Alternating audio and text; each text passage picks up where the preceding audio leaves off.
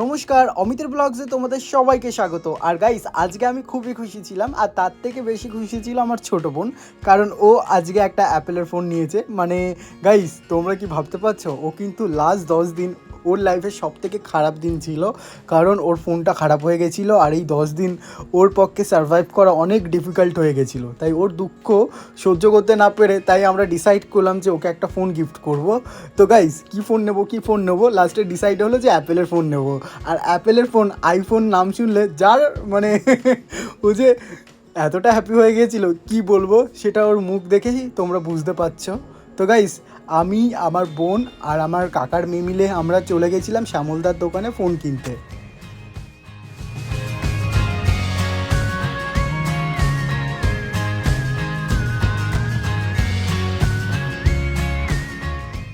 তো গাইস, এরপর আমরা শ্যামলদার দোকানে চলে যাই। তো সেখানে যাওয়ার পরে ওনাদের স্টাফরা আমাদের খুব ভালোভাবে ওয়েলকাম করলো। সত্যি কথা বলতে মানে ওই দোকানের স্টাফগুলো এত ভালো, এত ফ্রেন্ডলি, অনেকই ভালো। মানে আমার খুব ভালো লেগেছে ওদের বিহেভিয়ার। আসলে আমি যখনই কোনো মানুষকে দেখি, তো তার আচরণটাকে না আমাকে মানে তাদের যদি আচরণ অনেক সুন্দর হয় না, সেই জিনিসটা আমাকে খুব অ্যাট্রাক্ট করে। তো ওখানে যারা স্টাফ ছিল ওদের বিহেভিয়ারটা কিন্তু আমার খুবই ভালো লেগেছে।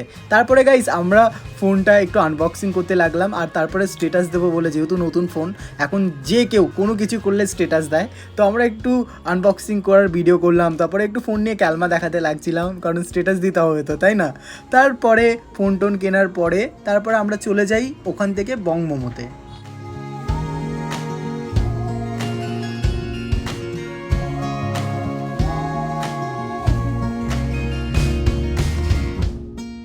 তো গাইস, এরপর চলে এলাম বং মোমোতে মোমো খেতে। তো গাইস, সেখানে গিয়ে 2 প্লেট মোমো অর্ডার করে ফেললাম। ও, তার আগে একটু সেলফি, মানে ফোনটাকে নিয়ে একটু সেলফি তুলতে লাগছিলাম, যেহেতু নতুন ফোন বলে কথা।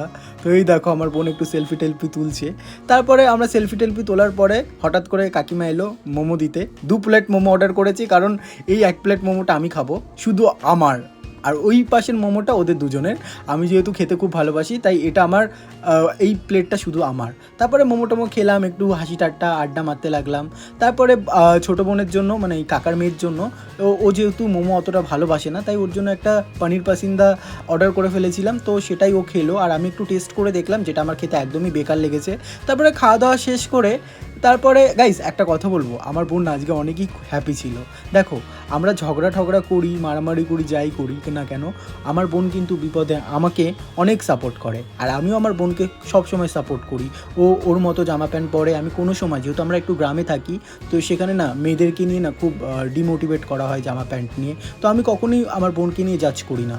তো যেহেতু ও আমাকে সাপোর্ট করে আর আমিও ওকে সাপোর্ট করি, তো আমরা ঝগড়া করলেও আমাদের মধ্যে কিন্তু এই মিলটা আছে। এরপর গাইস, বাড়ি এসে তারপরে জন্মদিন বাড়ি চলে গেলাম। আমাদের পাশেই একটা জন্মদিন বাড়িতে ইনভিটেশন ছিল, তো সেখানে গিয়ে খাওয়া দাওয়া করলাম, তারপরে একটু মজা টজা করলাম। তো এইভাবেই আজকের দিনটাকে আমরা কাটালাম। তো গাইস, কেমন লাগলো ব্লগটা, তো প্লিজ একটু লাইক কমেন্ট করে জানিও।